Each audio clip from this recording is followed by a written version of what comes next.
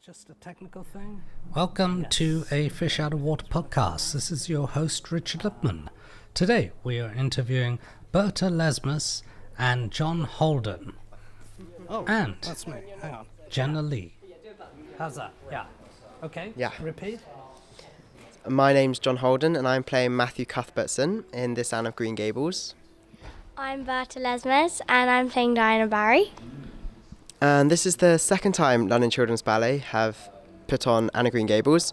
I was lucky enough to be in the very original one back in 2023, and back then I played 3 supporting roles, so it's been really nice to be back in the theatre this time round as a named role. Quite a privilege to be here, really. And I was in Ella's Big Chance last year, which was very fun, and it was very fun to have the experience to do a ballet that LCB had never done before, and now bring this one, doing it again, has also been a very new experience and very fun. Yeah, so today is our first day in the theatre. We're doing an Act 1 tech mainly today, and I think you agree, it's been really special seeing all the props and all the set. Still the same as last time round, but it's just as magical, really. Yeah, exactly, and just seeing everything come to life, and it's really even more than how I imagined it, because now all the lights and it's so special. Yeah, and later today we have the orchestra for the first time. I think that will catch the children by surprise, really catches the audience's attention as well. That'd be really nice. And tell us, how do you feel when you dance? For me, even though I'm playing an elderly character who's meant to be tired, I still feel so much energy when I'm on stage. This is what I want to do, this is my passion, so I feel alive when I'm dancing. Yeah, and just from all of the rehearsals and all of the preparation coming up to this moment, it's like seeing it all come together and it all pays off, and it's so magical to see all of the people in the audience enjoying it as much as you are on stage, and yeah. What's your favourite moves? For me, in this production, my favourite moment is when I get to do an arabesque pressage with Anne. I've always loved this lift, and I think really makes me feel like a principal when I'm doing it. Yeah, that's in scene 2. Well, I like doing arabesques as well. There are a lot of arabesques in the whole ballet, and they're just such a beautiful step because it's very elegant and it feels just magical when you're Can doing you show it. us an arabesque? Go on, Berta. I could pressage you as well if you want. I don't know how to do that. Okay, so we're going just an arabesque? Yes, please. Okay. And in you, sir? Yeah. You do it as well? Me do an arabesque Yes, or the please. lift? Arabesque. Oh, yeah. Ah. Is that... Wobbly. Wow.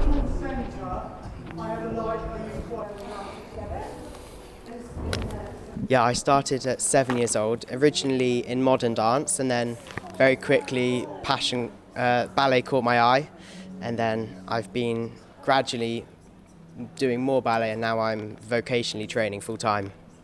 Well, I started when I was 4, and I did tap for a bit, but I wasn't very keen on it, and then I started doing ballet, which I loved, and with all my friends, and then it kind of just evolution to something I really, really love doing. Right, you said tap. Can you show us some of those moves? No, I have no idea of tap. It was when I was 3 years old. Okay, what about the future? Future plans? You want to be a world stage? Future for me, I would love, I'm in my 2nd year, so I've got 1 more year at Central School of Ballet, then I graduate, and I would love to join a full-time ballet company. I have my eyes on Northern Ballet, but there might be a few steps before I get there. Well, next year I'm joining Elevate training with Nicola Tarry, and up schools are still a bit far away for me because I'm in year 8, but definitely, going for a few different up schools and stuff like that. Do you have any heroes out there? I've got two main ones. Stephen McRae, he works really closely with London Children's Ballet. I've seen him perform many times, and having him come in interacting with us has been really uplifting and motivational. And then early on, Joshua Tufua of the Royal Ballet too, he caught my eye really early and has mentored me and taught me and really instilled what I love about ballet. Well, my favourite is Marianela Nunez because I think she started from such a young age and she's such a role model to me, and I've always loved her since I was really small. You both seen Billy Elliot? Yes. How true is that? Certainly for me, it's true. I felt like the only boy doing ballet when I started, and some of the struggles he went through, bullying or I can certainly relate to that, and definitely like in the class scenario. Hopefully I'll be as successful as him, we don't know.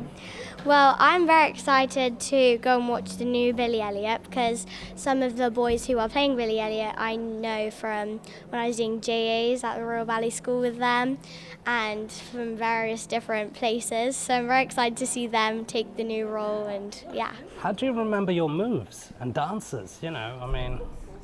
A lot of it, I find, is mental rehearsal, to be honest. Especially, you can do all the steps in rehearsal and you have great direction and guidance writing them down. But then for me, it's the mental rehearsal in the wings, even at night, going over the music. When you leave the stage, the music's still in your head for the next day at least. So that's how I remember, yeah. That's the same for you. Me too. I think definitely the music is a very crucial part to it all. And also just thinking like what the emotion is at the same time as the steps. So like bringing it all together, the music, the steps, the character is very important as well.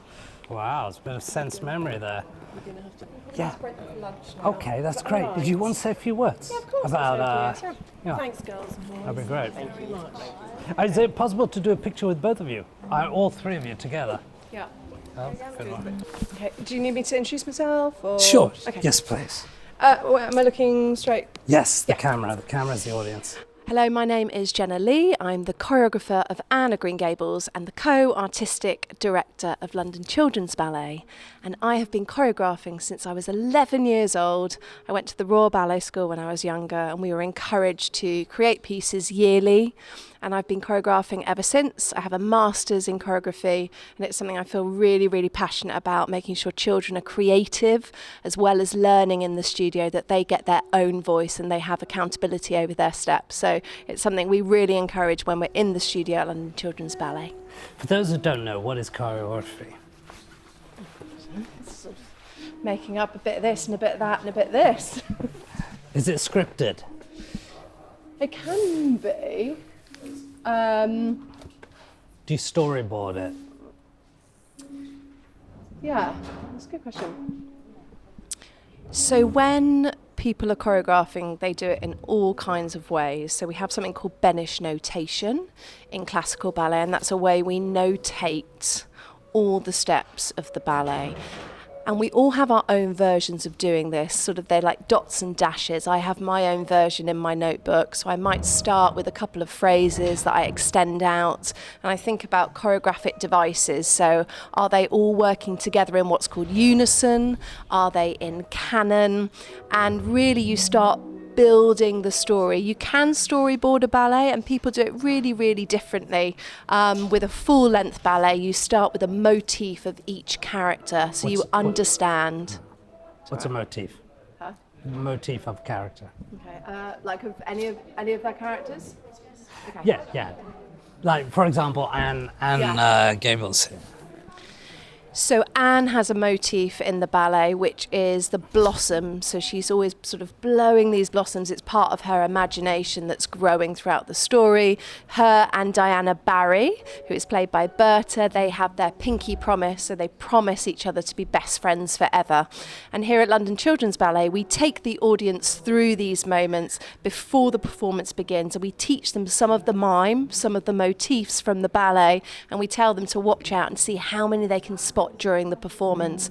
It's a reoccurring moment that an audience can really look and see, and it helps us kind of understand the story as it keeps coming back and we reiterate what those storyline threads are. We're going to come back to Anne Gables. Is there a crossover between music videos, concerts, West End musical? And ballet. And ballet is choreography? Is it all the... It's really similar. In what way? How do I explain it? Yeah, no, I can't think how to explain it. An example, like, a Beyonce concert, or something in the West End, like Cats, or... So any show that might need choreography, so it might need movement direction for a play at the National, it might need a big quarter ballet number in Swan Lake, maybe it's a big kick line in 42nd Street. You're always thinking about how to build a scene. Do I start with one dancer and then 2 minutes in, do I extend that scene to 10? Do I come back down to 3? Maybe it's a more sensitive moment. So we're always kind of using the amount of dancers we have on stage to really build maybe the drama, the excitement, the humour. And Anne of Green Gables has all of that in the ballet. It's really about these lovely mini adventures that Anne goes on. She gets herself into a few faux pas throughout the ballet, but that really does take the audience on a journey. So then at the end, there's a really dramatic moment that we see where Matthew dies. We've almost taken them through all these different emotions so that really kind of lands in a really sensitive place, and we see Anne and Marilla, their relationship really bond at that moment. So the humour, the excitement, the joy, it's all sort of leading us through the show, giving the audience all these lovely emotions to feel and express. How does this production differ from the original production? From 4 years ago? We got the tune you said you were too new. Yeah, okay, yeah, thanks for reminding me. I was thinking I haven't done anything. So we've restaged the ballet from 2022. It's almost the same. I'd say 80% of the choreography is the same, but there were a few moments that I thought we could really add a little layer and add another friend for Anne. So she meets the bluebird who flies into the blossom scenes and then really guides her throughout the ballet. So Anne's new friend is the bluebird, and we've also added a quarter ballet of angels. I felt that Act 2 was quite acting heavy, and that possibly some classical ballet just woven back in would just cut beautifully against the Matilda style school scene that we've created in scenes 6 and 10. So really it's about looking at the cast you've got in front of you in the auditions, and I thought, there's some real characters there. There's a character that I'd like to make, which is the bluebird, and I knew straight away there was a little dancer called Foller and that she was going to be perfect for that role. Are there moments where things went wrong in rehearsals and you rectified it? Yeah, every day. Throughout the rehearsal process, it very much is about layering in as we go. So we start by maybe teaching 30 seconds of material. The next week we add on another 30 seconds, another 30 seconds. The dancers are quite young to be able to retain this amount of information. It's an hour and a half's production. So it's really important that we layer it in every rehearsal. So my process is that I layer in the details from day one, so they understand really, if they're working as a professional company, what do they need to do on stage? What's their stagecraft involved? So they're not only thinking about their steps, they're thinking about presetting their props, they're thinking about being in line forward and side, they're thinking about, are they in the light at this certain section? So we're trying to really prepare them for this moment here at the Peacock from January the 12th or whatever day we started. So it really is 6 months of layering it in, and really for a young cast like this to be able to produce what they do on stage, which is phenomenal, it's important that these details are layered in from day one. And the performers all get paid, right? Or is there a fee structure involved? The performers? Yeah. The children? Yes. No, they do it for the love. The love of ballet. Love of the art form. How do you choose the lead characters? Is there lots of competition? So choosing the lead characters in a ballet, God, how do you do it? That's Or do you go through an agent, or how's that work? So during the audition process, we see around 500 children. From the 500, we take 54. So we get to our final audition and we know we have 54 dancers. From then, we are looking for characterization. So we're looking for people that have that thing you can't teach, maybe, to be Anne. So somebody that takes the initiative. You might give them a few flavors of a scene, but then suddenly does something where you think, that's what Anne would do. So we already build this into the audition process. So it's quite quick for them to be comfortable enough to be able to do that in front of a panel of judges. But we set up the audition in a really friendly manner so that everybody feels that they can really put their best foot forward. But more than just the steps, it really is about those characters that we see and we think, we'd love you in the ballet. Like Berta, for instance, playing Diana Barry, the moment she stepped in front of us and she started doing a scene, we knew that she was absolutely the right person for the job. How so? Was there a move, or is there an expression? Is there...